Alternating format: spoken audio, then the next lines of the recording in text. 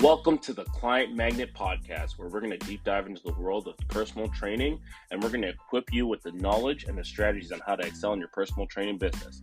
If you're passionate about fitness and you want to take your game to the next level, then this is the right place for you. In each episode, we're going to bring you expert interviews, real-life success stories, and actionable tips that you can implement immediately, from crafting and compelling pitches to connecting authentically with potential clients. We'll leave no stone unturned in your quest to help you become a fitness professional. Personal training services just isn't about making sales, but it is about forging meaningful relationships and guiding individuals towards their fitness goals. And we believe in combining those two things will help you make this a long-lasting career.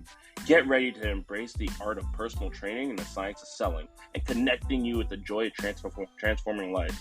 This is the Client Magnet Podcast, and I'm your host, Manny Fraser. Let's dive in. Started. Woo! Alrighty then. I am so excited. This is actually my first recording, and I am excited to introduce my friend, Mr. Thomas Baily, who has been in this training journey for a very long time. He's been successful at it, and he's here to talk to you about his journey, what he's doing, and what he's currently working on. So, Tom, please introduce yourself and just who you are, what you're doing currently. Oh boy, yeah. So my name is Thomas Baily. I'm a personal trainer at the Granite Club in Toronto right now, and as well an online fitness coach. Nice. So let's get into it. How did you start in this personal training journey? Oh man, it is. All right. So we got to take you back 10 years, and I was definitely a lazy 19-year-old, almost like 20-year-old. And I was playing too much Call of Duty. And my mom's looking at me and she's like, look, you're not going to make the NBA. She's like, you're 5'10" and white. This is not going to happen. She's like, no one plays video games for their living, but like now they do, but back then they didn't. So Crazy. she's like, you get a job or I'm kicking you out. And so I ended up getting a quick job for the winter. And then during that time, my mom had a trainer at Good Life. And one day she was like, hey, I'm not going to go to my session. I'm going to get charged, so I'm going to lose it. Do you want to go? So I took it, and I had started working out at this point. I was in the gym at McMaster quite a bit, and I was seeing some good results. So I thought, why not? Let's go see a trainer. That should be fun. So I show up, and the first thing the guy says when he looks at me, and he goes, why aren't you a trainer? Why aren't you doing this? And I was like, I don't know. Like, I don't know why I'm not being a trainer. And then he sat me down, and we didn't even really do a workout. We had a consult. He did a consult on me. And then next thing you know, he's reading me like how it works, how much he's getting paid. This is what he does. And I was like, why has no one told me this before? Like you show people how to work out. You make more money coming out of the hat than most kids out of their university degree.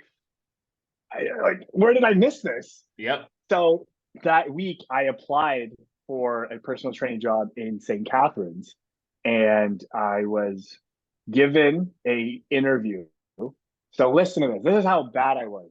I planned so poorly for this interview, and I'll never forget it. It set the pace.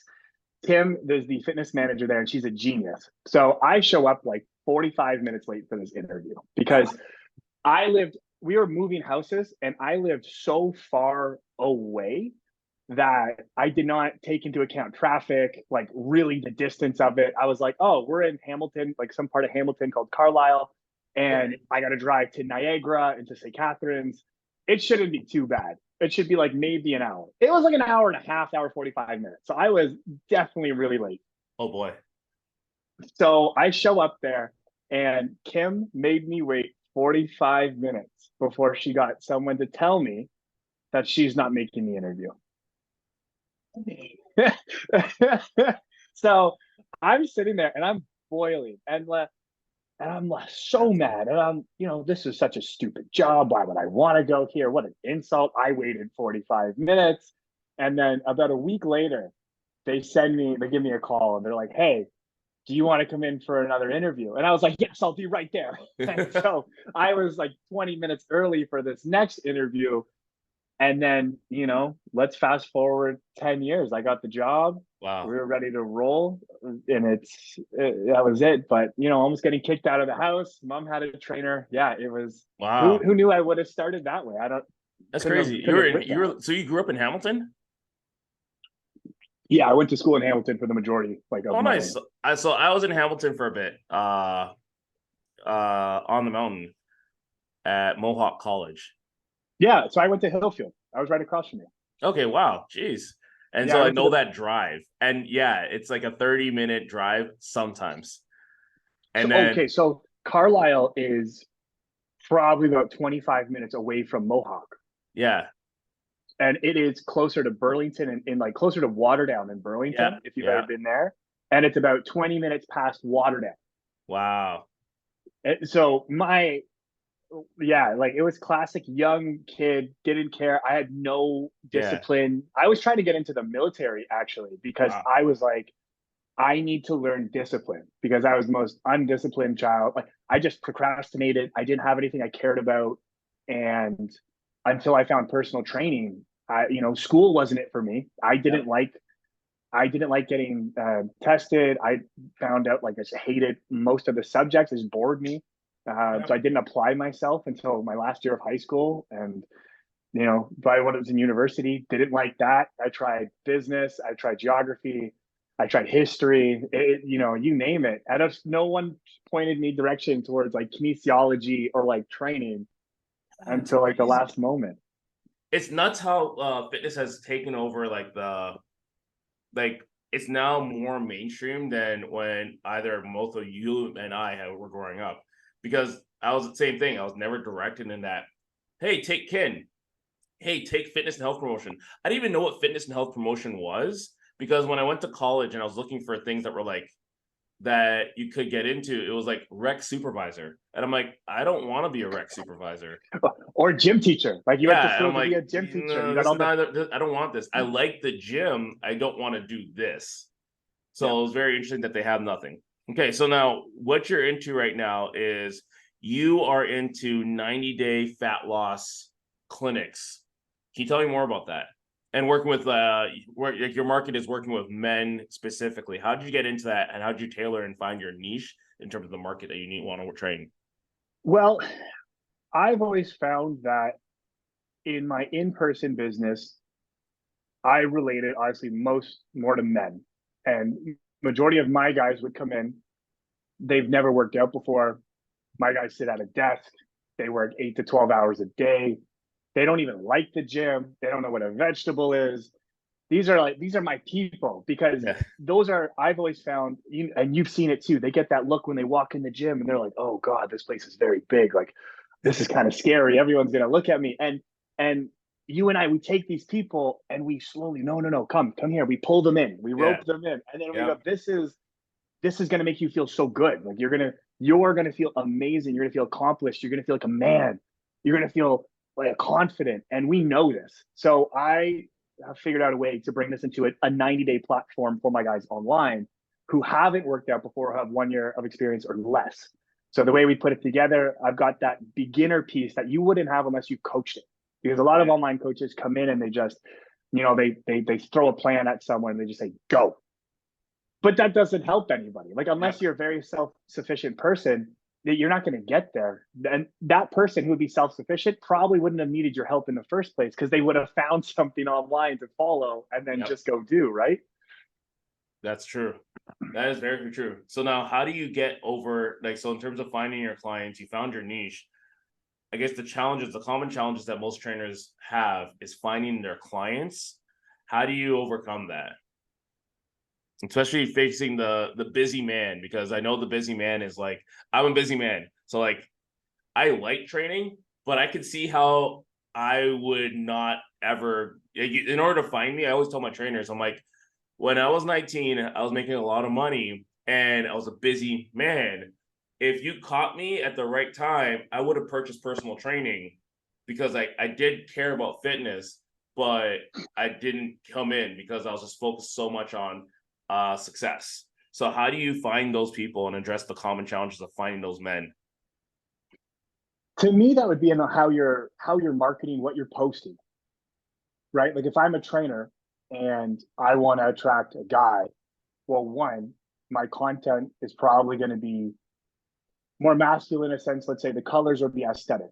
I'm not going to have something very feminine, pink, purple, super aesthetic where it's like beautiful. I'm just not, that's not me. Those are the guys I work with. So I have a little bit more grungy. It's a little bit darker, you know, it's a little bit, the way I speak, it's a little more harsh, right? Yeah. I wouldn't speak to, you know, any woman the way I would probably speak to a guy if I'm trying to motivate them, because every person needs a little different motivation. And I've always found for men need a leader,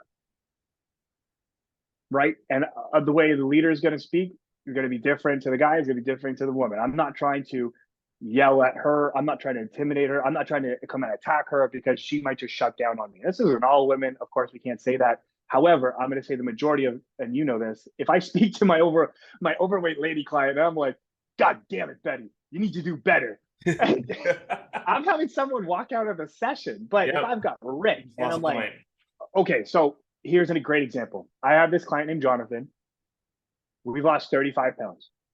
I've had to tell him one time he needs to track his food properly. I gave him macros because that's what he asked for. What's the plan? We worked out. And I'm looking at his MyFitnessPal, tracking it, and I see these macros are off. And I go, hey, dude, these are not the macros I gave you. And he goes, oh, well, you know, well. And I go, no. This is the last time we're going to have this conversation, right? Yeah. And he goes, yes, sir. And that was it. That was the last time we had this conversation. Yep. And then now we've just flown by. Yeah. But that type of intensity you can't bring to all the markets. So I've realized that the way I write, the way I talk, the way it looks, it has to go towards what you're interested in. Yeah. Like you being a busy guy making money. If I had told you how to relax and how to cool down and how to take it easy, you'd be like, what is this? Dude, you're like, I gotta go. I gotta be efficient. You gotta show me how to make money. And if I didn't mention money, I probably wouldn't have caught your interest. Yep. So you really gotta look on, you gotta have the conversation as if I was this person, would that interest me? And it's hard because as trainers, we're partly geeks and we love certain things. And what I love, my avatar, my niche, my guy hates.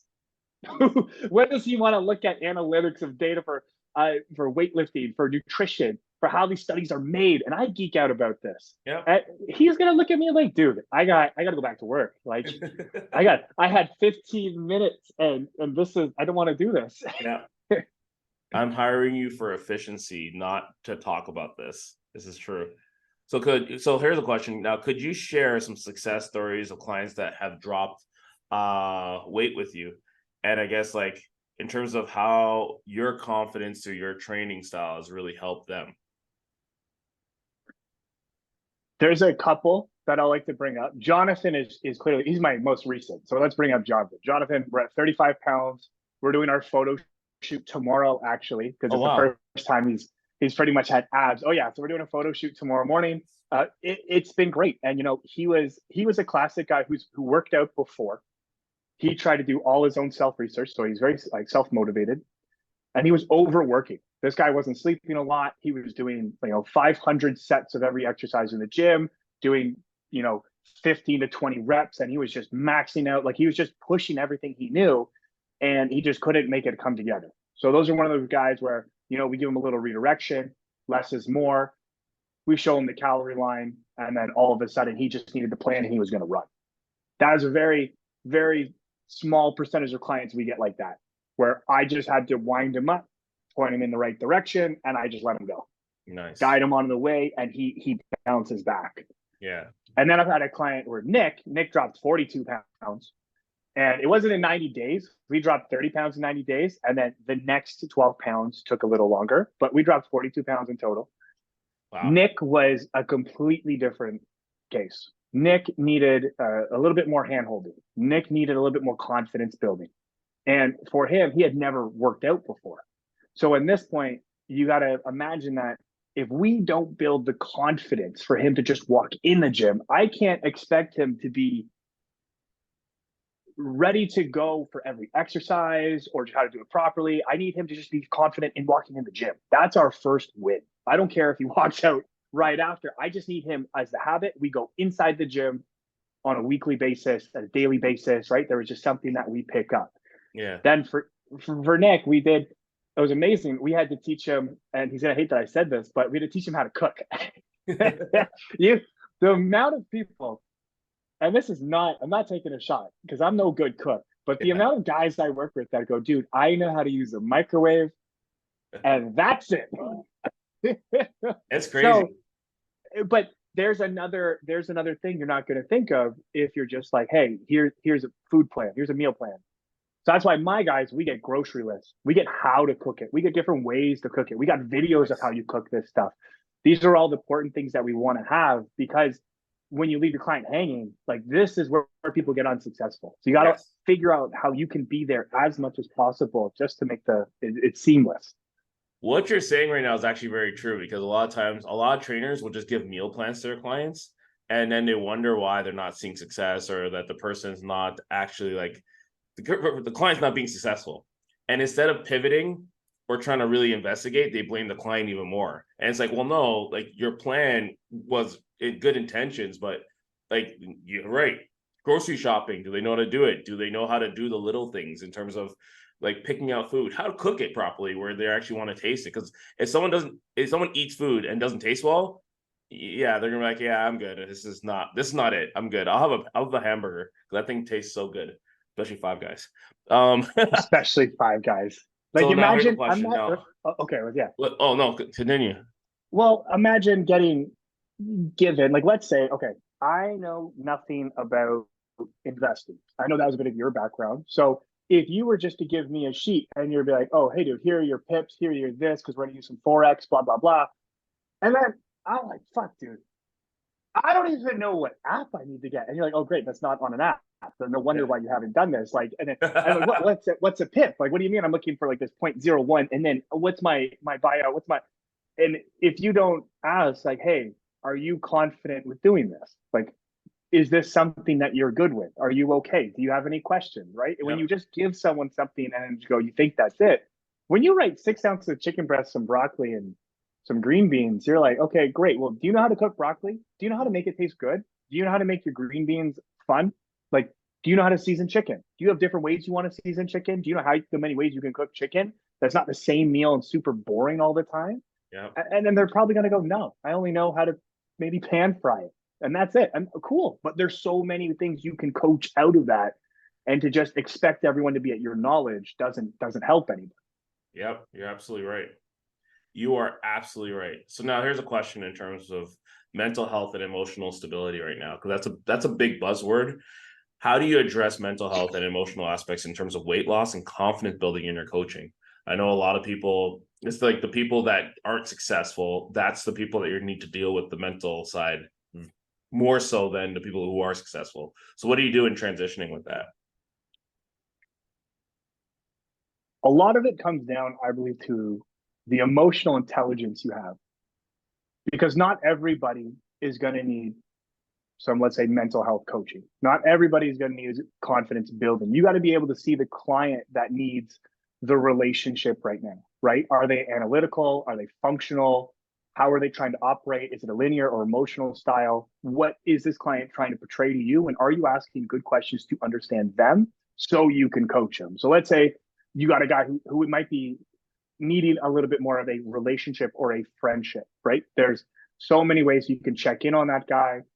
We can talk about, why, like, feeling this way is normal, right? Like, hey, dude, a lot of guys have been there before you. They felt this way, but this is what they found once they start going to the gym and start getting here, right? And then what we find by the end of it, right? The feel, felt, found. There are a lot of ways to coach out of confidence. And then the other side is just leveling with them. Dude, sometimes I don't feel like the man, right? And then you can invest that relationship and be like, hey, this is how I feel. How do you feel? Then maybe someone gets a little bit more open to talk to you about how they're feeling. And the number one thing you need to do as a coach is listen. Yep. They really don't care how I feel. Maybe a little bit, but my job is I'm not getting right. I'm not looking for counseling. They might be looking for counseling, and Yeah. you have to figure out when you need to push and when you need to listen. Then when I find about talking with confidence with guys, a lot of it comes down to their self-worth. What are they doing to be a man today? Like, and is it okay to be aggressive? Is it okay to be disagreeable? These are very normal traits. And I find this generation nowadays, when we're talking about toxic masculinity, oh, dude, you're a little aggressive and a little forward. No one likes that. It's toxic masculinity. No, you got channeled aggression. You got channeled disagreement. Yeah, bring it on. Yep. That's good. That's healthy. I like to see that. And then, I'm sure you've had this talk with clients is the confidence battle with a partner, confidence battle with friends. When you change, no one likes that in your life. No, rarely do Nobody. people like to see you do better than them. Yep. And you got to have this honest talk. Be like, hey, look, you're going to have to tell your partner that this is what you're doing and you need them to be on board. And you have to figure out your game plan of them being on board. Because if they're making side comments at you, oh, you're going to the gym again Yeah. because they're unhealthy, I'm sorry, that might not be the healthiest relationship going forward for you. Because if we're talking about you dying early from heart failure because you're 50 pounds overweight and it's getting worse and you want to try to have kids, but your testosterone's in the bucket, so you have no sperm production, or maybe that partner's not for you if you're trying to better yourself. Yeah. Straight up. Yeah. And then that's the truth right there. You have to make sure that the person that you're with is aligned with you. That's a big one right there, because a lot of times guys don't think with their heads, they think with the other head. And they just run after like, oh, and then when then you're in this relationship that's toxic and you're trying to better yourself. Meanwhile, this person doesn't have the same game plan as you. It's so crazy. And I think that, so I've tried to date a non-gym person. She didn't go to the gym. She was a smoker, and it was all these things that I don't stand for. And I was like, well, maybe it's not that big a deal. This is when I was way younger. Yeah. And it was horrible. Yeah. It was honestly the worst thing ever. And it didn't last more than a week. It was terrible. You can't put yourself in that environment. And just quickly to touch on with the friends is the same thing with your friend group, right? Like if you're hanging around friends that just want to drink beer, eat burgers all day, and they make fun of you for going to the gym, I got to be honest, that might not be your friend group, man. Yep. And you got to learn how to deal with family and friends when you start seeing results, because no one's going to like it in the beginning. Yep. And then they're going to go, whoa, what did you do? You got there 30 pounds off. And then you're like, yeah, you were making fun of me when I was 15 pounds off. You were making fun of me when I was 22 pounds off, but now I'm 30 pounds off and I look good. You're like, oh God. Yeah. What did you do? What'd you do? It's like, I was disciplined. When you were making fun of me, I was still disciplined. Yeah, so when you made fun of me for bringing my meal prep and I didn't eat McDonald's, that's what I was doing. Oh my gosh. All right, so here's a couple more questions. What are key lifestyle changes that you encourage a busy man to adopt to support their weight loss goals effectively? So give me 5 key lifestyle changes. Do you know what's funny? I call it my big 5. So nice. We have exercise, we got nutrition, we got sleep, steps, and water. If we look at all 5 of these things, they are the backbone of any health program. If you're doing all 5 of those, good things happen. Nice. That's really straightforward right there. Because look at that. I learned this from Owen Lacey. So Owen Lacey, I think it's Owen Lacey. Yeah, Owen Lacey. Yeah. Was the health bank account. Yeah. Functional nutrition, and I learned that, and I'm like, I still use this day. It's like wherever you take out of, you got to put in. And it was like if you're now not walking out, if you're walking outside, you're not getting fresh air, you're getting fresh air. Okay, are you drinking clean water? Are you exercising? Are you eating the right? Are you eating the right macronutrients? Are you having the right micronutrients? These are all factors that play into weight loss, and a lot of times people don't realize it, that those little things can either deter you or set you up for success. Like if you got someone who wants results, those are the first 5. You're like, hey, like, are you exercising? Okay, sweet. Yeah. Are you eating? Let's say, let's go 8 out of 10 nutrition. Yeah. Okay, we can live with that. Sweet. Are you sleeping? And then when they go, oh no, I don't need sleep. There you go. Okay, red flag. All right. Yeah. Do you get water? Coffee. Oh, okay, there we go. Another red flag. Yeah. And then they're like, I don't know why I'm not seeing results. I'm like, okay, dude. Well, the way you're getting your steps maybe, but if you don't load all 5 of those, the gun's not ready to shoot. Yep, you're absolutely right. So there's another question. How do you help clients stay motivated and accountable through a 90-day program? Because 90 days is 3 months, and it's the quick, was it like after the first month, if people don't see results, generally speaking, they get really there's a lack of motivation, but then not realizing that second month that is going to compound. They don't realize that. So how do you keep people motivated? Well, in my program, we run what I call the task system, TAS. So this is the total accountability setup. In this guide, we have select milestones out of the 90 days that we look for. We don't just look at the end result. We don't just go start and then I'll see you when we end and then we'll talk about it. We have certain milestones, like I said, that we try to hit. And then with the client, depending on where they're starting from, we create those milestones as well, or mini milestones along the way.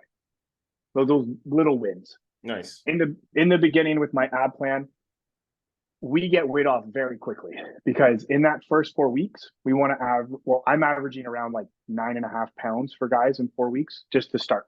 And then we know, hey, oh, this is starting to work. This is it. And then you start feeding them in, right? Like it's always easier. And we know this. And everyone else, they have a hard time believing it. But the first initial 4 weeks is the easiest. Yeah. That's when you get someone going 0 to 1 just to start or the stop to start, like that is the easiest fat loss you'll ever have in your life. Right away. You're going to lose 90% fat mass and you're going to lose 10% lean body mass. It's super easy. We're going to hold a lot of muscle. You're going to feel great. You're going to look completely different if you just follow the guide. Yeah. And then after that, then we branch out. It slows down, obviously, but we get that initial first 9.5 pounds off and then we're laughing. Nice. That's smart. That's definitely smart. Two more questions for you. Okay. We'll go over exercises because that's kind of a big thing. What are there any specific exercises or workouts that you find particularly effective, especially for men, that like it's like you have a big five for exercise that men need to do or have to be in a program? Squat, bench, dead. Yeah. You got to be able to move. And it's not for the fact what people think. Most guys, they hear that and they go like, oh, I don't want to be a power lifter. And it goes, no. There's so much more to being able to squat. There's so much more that being able to deadlift. Bench pressing is just, what guy doesn't want a bigger chest? Tell me a guy who doesn't want triceps, shoulders, and a chest. I mean, we're doing the bench press. I'm sorry, we'll pick a different variation, but most guys when they come to me, they go, I want that like triangle thing. And I'm like, oh, the superhero look. Like, you want the superhero shot. And like, yeah, give me that. And I'm like, all right, done. But the squatting for your hips, learning how to move. For the deadlifting, let's protect your back. Let's learn how to get down to the ground. These are things, I don't care about the weight, but do you have the skill to do? And those transfer over into almost every exercise. Nice. Okay. Then the final one though is you got to work out your core. And this is not what guys think because they go, oh yeah, work out my core, shrink my core. And it goes, no, because if you don't have muscle on your abdomen, you will have a harder time showing abs when you lose weight because there's no muscle there. Yep. When we build muscle and then when we cut, you show the muscle. If you get a guy who's fat and he just loses weight, his arm doesn't change because he didn't build any muscle on the arm. Yeah. So if we want to show abs, you have to work your core because it's a muscle you need to build there. Facts. Most people take it in as, oh, I got to shrink my waist by working my abs. Facts. That's good. All right, last question. What if you're a brand new personal trainer, okay? You're just getting started in the business. What is, I guess, 5 things that you would do? And these 5 things would be advice to the newest personal trainers out there.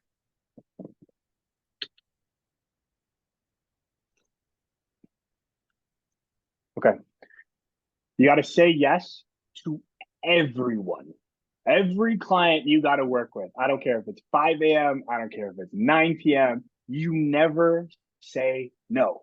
Because without learning what you do and don't like, without learning how you're able to work, what's your time zone, if you don't find that out, you're going to hate it. The more options you have, the better life is. because you never want to be a trainer without clients, especially when you're beginning. You have no right to say, oh, Manny, I'm not going to do 6 a.m. And then you're like, okay, well, what else are you going to do then? Well, I'm just going to work a 3 to 6 and we're going to call it there. That's not how it works. It's not. No. Hire someone else. The second one, ooh, I would speak to everybody in the gym. I would know everybody's name. I would pick out who the social people are, and I would say hello to them. Who in the gym knows people? Because if you go about your day and you don't speak to members and you don't say hello and you're not smiling and you're not friendly with people, you are going to be perceived as that trainer who's a dick. Yeah. And then, if you're the guy that no one can come up to for advice, what client will come up to you? Do you know how many people would come up to me when I work at Good Life? Like, hey, like, how do I work with you? I like what you do with your clients. How do I work with you? Because I spoke to everybody in the gym, so they knew I talked to everybody. Yeah. Smiling all the time. Hey, how are you? Nice to see you. Like, that's how you should be running your business as the mayor of Good Life or the mayor of the gym. Yeah. The third one is remember you know nothing. I still know nothing. I still, you know nothing because you have to go learn it. You have to go do courses. You have to read. These are just non-negotiables because if you're spinning your wheels on the same information, or even if you're a new trainer and you've never done a course, you've never taken one, just because you like to work out does not mean you know how to work out. Like, I like to throw a football around with my friends. I am not going to go coach people on how to throw a football. I throw a football quite often. I can throw it fairly far. I'm still not going to go show Tom Brady how to throw a football. I'm not going to throw anybody on how to throw a football because I don't know. Yeah. And then, the fourth one. God, there's so many. Oh, man. Okay, fourth one. When you're in your session with your clients, do not talk about yourself. Yep. Don't tell them shit unless they ask. Yep. Because no one cares. Yeah. No one cares what you did on the weekend. No one wants to hear your drunk story. No one wants to hear your drama with your girlfriend or your boyfriend. Yeah. Just stop. No one wants to talk about how this job is hard, blah, blah, blah. Yeah. Dude, shut up. Shut up. That's not your role right now. Yep. And I would say the final one is just know that you're in it for the long haul. Because every year, I probably said, okay, I'm a pretty decent trainer. And then every year after that, I would look back and go, oh, I was not a good trainer. I'm way better now. And if you're not saying that every year, going like, why would I do that? I'm so much smarter now. That's a good sign to me because you're learning. You're learning what you did was stupid or wasn't right, maybe some bad information. That also means you learned really good information. And you learning is how we sharpen the sword and it's how you become better every day for your job because it's what do you know now, not what do you know 20 years ago. Because I don't care what they know 20 years ago. I know trainers that still talk about and do stuff from 20 years ago. Yeah. One, it's all just old information. Like we know it's useless. Like you're doing it the wrong way. You're making it way too hard, or that's just not the way you're going to get the results. Like you have to keep up because we're always changing information. And it's okay to say you're wrong. That'll be my sixth one. It's okay to say that you messed up. Yeah. And you got to reset something. Because if you tell a client, you're like, look, we were doing it this way, and we're going to change it because I'm wrong and I think we can do this better over here. They don't know that. They don't know what they're doing is wrong. They're going to think it's right because you told them. And it's okay to say that you were wrong and they're going to appreciate it more. Yeah, facts. Well, Tom, thank you so much for your time. Listeners, thank you so much for your time. Where can everyone find you? Like, what's your social media platforms? Instagram would probably be the easiest. We got I am Tom Baily. We've got some business moves coming out that are going to happen at the end of the summer. So if you hang out on the Instagram, you're going to figure out where all this is going to lead to. We got some stuff going on. Amazing. I'm excited for the journey that you're on, Tom. I'm excited to share it. And I'm excited for everyone that's listening right now. I'm excited for your journey because realistically, this is the journey that's for life. Like Tom just said, it is going to be something that you're going to be doing for the rest of your life. You're in it for the long haul. All right. With that being said, stay disciplined, stay hungry, and get out there and find some clients. Become a client magnet. Peace.